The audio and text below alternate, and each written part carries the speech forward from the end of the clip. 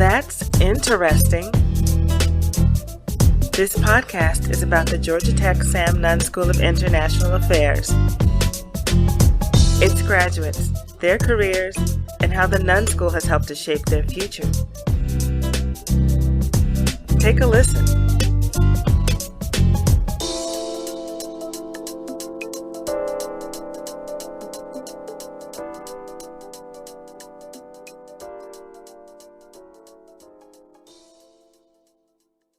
This season, we're speaking with alumni who received both BS and MS degrees from the Nunn School. Qualifying students can apply to the 5-year BS-MS program after completing 45 semester credit hours at Georgia Tech. Students are also eligible to take up to 6 credit hours that will apply to both their undergraduate and graduate degrees. A GPA of 3.5 is required to stay in the program. Contact Vince Pedicino for more information. Welcome back to Now That's Interesting. I'm Stephanie Jackson. And today we are continuing our conversations about the 5-year BS-MS program from the Nunn School. Today we would like to welcome Elizabeth Osman, who received both a BS and MS in International Affairs and a minor in German. Currently, Elizabeth is pursuing a PhD in political science from The Ohio State University. So thank you for joining us today, Elizabeth. Very excited to be here. Good. I wanted to start with a few questions about your academic career at the Nunn School. So tell us about your decision to participate in the BS-MS program at the Nunn School.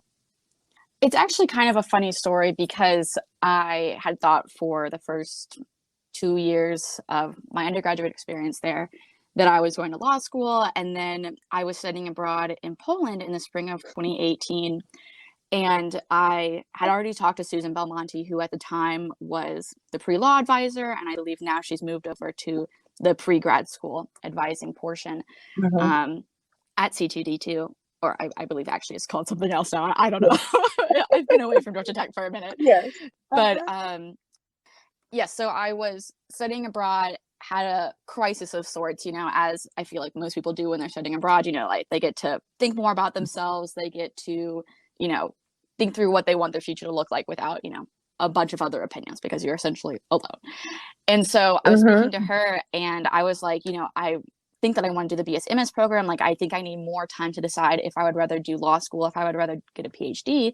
And she said, well, this opportunity is only going to be here while you're in your BS. Like, you can never come back and do the same program. Like, once you graduate, it's no longer an option.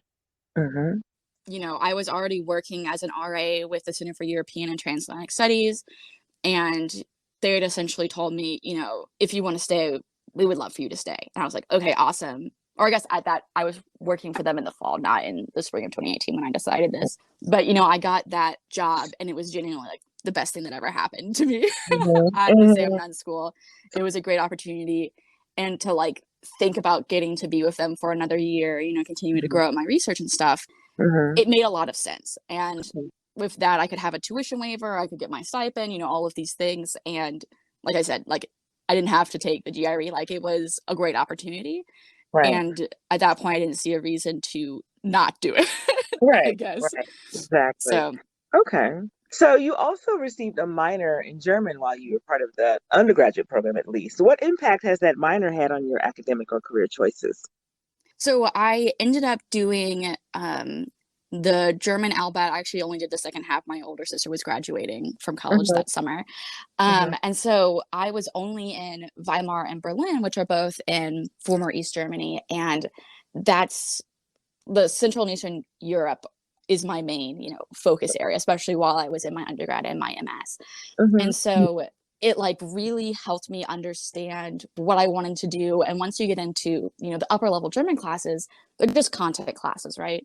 And so I was getting to learn all of this information and see it through, the native language that it's spoken into, not having to deal with everything that everything that's translated, it doesn't capture what is actually being said. And so, I've continued studying other languages. I'm learning Polish and Portuguese right now for my own research. So that I can work in archives later in the dissertation process. And so I just love learning languages, to be honest. And German really helped me understand that I need these tools and there's no other way for me to do the research I want to without learning Uh-huh. these languages. Right. So you have mentioned that you did the study abroad program in Poland, and you did Hmm. the German LBAT. Yes, So, ma'am. and you mentioned some of the learning experiences from these programs. What advice would you give to people who are interested in studying abroad? I mean, obviously with COVID right now, I'm sure it's very difficult to, Yeah. figure that out and figure out when it's going to be available for students next. Hmm. But my advice is certainly just do it. My tuition, like, Hope paid me somehow Hmm. when I was studying abroad in Poland. Okay. Like, it was way, way cheaper than being in Atlanta. I'm getting to Hmm. meet all new faculty members with different Hmm. experiences. A lot of them had been teaching since the communist period, Oh, and wow. lived through the roundtable negotiations and all of that stuff. And so it's just a whole new perspective on Hmm. the things that I'm very interested in. Obviously we have a lot of great faculty, and we have faculty that are from Central and Eastern Europe in the Sam Nunn School, but it's just more and more people, more and more perspectives that Hmm. really that's what made me want to go to grad school. Yeah. Yeah. Okay. All right. So let's switch gears a little bit. We're going to talk about some of your research experiences. Hmm. So you were part of the VIP project, the Vertically Integrated Projects. Could you Hmm. tell us a little bit more or describe that research that you conducted as part of that program? Yeah, so that was the first time that I really got to like delve into something very deeply. I Hmm. believe that was the fall of my third year. Hmm. And then in the spring, I went to Poland. And so I was like, I need to learn all of these things. I Hmm. want to make sure that I'm getting the most out of, my study abroad. And so I want to delve really deep into this energy research. So looking at how liquefied natural gas is, used as a tool. It's manipulated essentially for political use in that Hmm. area. And Hmm. so, just normal fun things. But yeah, and it was really great. And to be honest, at the time, I really didn't know what I was doing. Like, even now, I look back at that project and I'm like, I Hmm. learned a lot, but like, it's never going to be published. Like, Hmm. it's not going anywhere.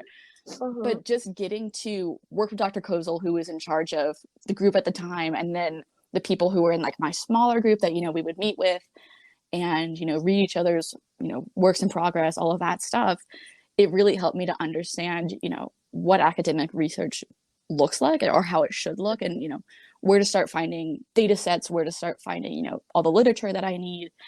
And yeah, it definitely helped me a lot because then I Yeah, came into the capstone project my senior year and I was like, oh, I kind of already know what I'm doing. that's Whereas right. a lot of students before that don't have a lot of experience with research.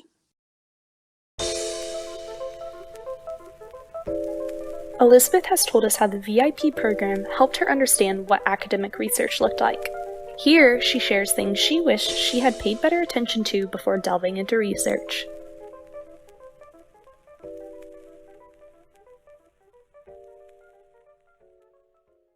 So, kind of in that vein, what do you wish you had known when you had started working with the VIP program or started conducting research? I guess I don't know why, but I feel like every class I have or had at Georgia Tech, we had someone from the library visit us and be like, Uh-huh. this is how you find things. Like, you can always come to us for things. And I never, I guess, really listened. Like, I had it so many times. I was like, oh, whatever. Like, great. I Uh-huh. wish, yeah, I had actually taken that seriously before I got to the Right. VIP program because, yeah, it's like hard and weird to like Mhm. look through journals, know which journals to look at, Mhm. to figure out what types of books you're looking at, if they're, were made more as textbooks, if there's someone's dissertation, all of that Mhm. stuff, Yeah. knowing what to look at, I think, and knowing I guess, the context that it was produced in is Yeah. very important a lot of the time. Yeah. Okay. So you mentioned earlier that your research assistantship at the Center for European and Transatlantic Studies was a great opportunity for you. Hmm. So tell us about that research and also how did both undergraduate and graduate research impact your career path? Yes, ma'am. So I started there the fall of 2018. I remember I had actually like just Uh-huh. gotten engaged. It was like a very Mhm. exciting time. Those were Yeah. two big events like that. Uh-huh. Yeah. But yeah, Dr. Claire Greenstein was there at the time. She's no longer like she's no longer at Georgia Tech. Her time ended, and now she's at UAB, I believe. And then Dr. Young is also in charge of that, and he was the one that was like the main person for me, especially as a grad student, or the main faculty that I was working under. But while I was an undergraduate, I was mostly with Dr. Greenstein, and her work focuses on transitional justice, mostly through reparations. And that was my first introduction to the topic ever, and now that's the basis of my research. And so seeing how she had created, you know, her data collection documents, how she was doing it, where she was getting, you know, these data points from, how she was collecting all this information, because a lot of it was qualitative information that was then being moved into quantitative forms for statistical analysis. Like, that's what I do now. Like, that's all I do now.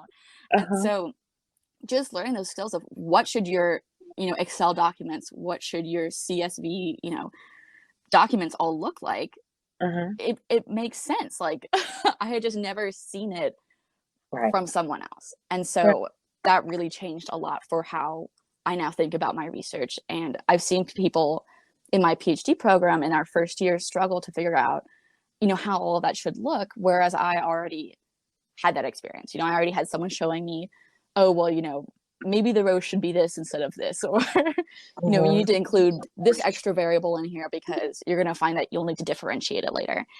And so just that whole process was very, very enlightening. And then when I was a grad student, that year, I was mostly working with Dr. Young on getting the 8th edition of Policymaking in the EU to press. And so, like, see that whole process and then work with the other authors for their chapters, and just, you know, getting to see something like genuinely being pulled together and being created in an academic setting was eye-opening, you know. So now I kind of know, like, what what to do, I guess. Right. So speaking a little bit more about your current research area or focus, you're now pursuing this PhD in political science at Ohio State. So when did you decide to pursue that actual doctoral degree? I remember it very specifically. Actually, I was on a bus reading Dr.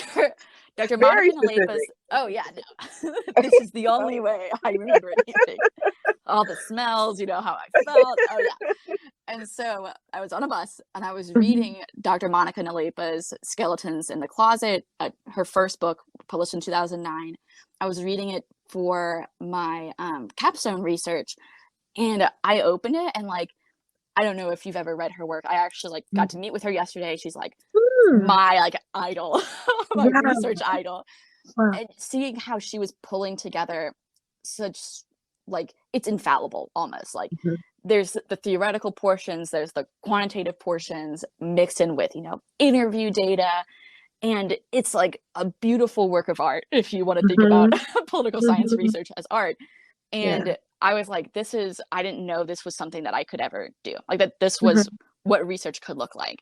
And so, yeah, I feel like everyone kind of has that, like, turning point where they're like, I could do this. I could get paid to do this.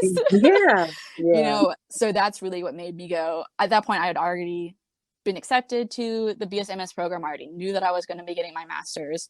And that's when I was like, yes, like, I'm going to apply to PhD programs in the fall. Like, this is what I want to do. Okay. Connections. Mentorship. Find out what Elizabeth thinks are key aspects of both the BS and MS programs that have influenced her study of international affairs.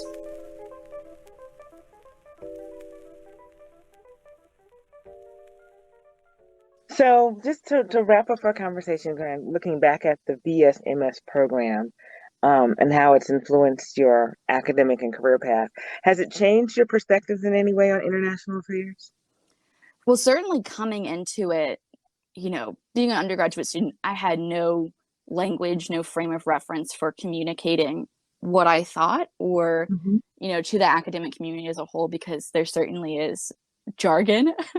And so learning that in, like, the first year of the BS was, you know, very important, obviously. And then getting to work so closely with faculty in my master's that, they're all experts in something, right? And then Yeah. even when they don't know, they're still pushing you to figure it out, and they're still giving you tools. And genuinely, the faculty in the Sam Nunn School are above and beyond.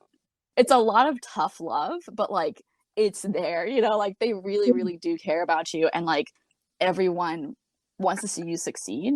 And I will say, like, I guess obviously the education was great, Yeah. but like that's the biggest thing for me from the BSMS experience is those connections, that mentorship, just getting to be in a environment with such great faculty members.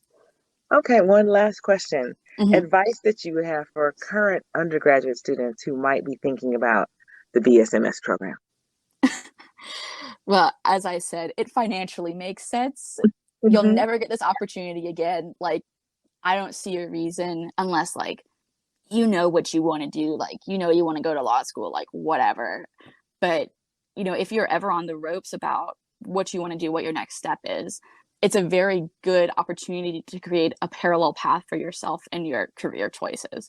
So once you get an MS, you can still go to law school, you can still go into the military, you can go into the private and the public sector. Like, it's going to be a good option no matter how you look at it.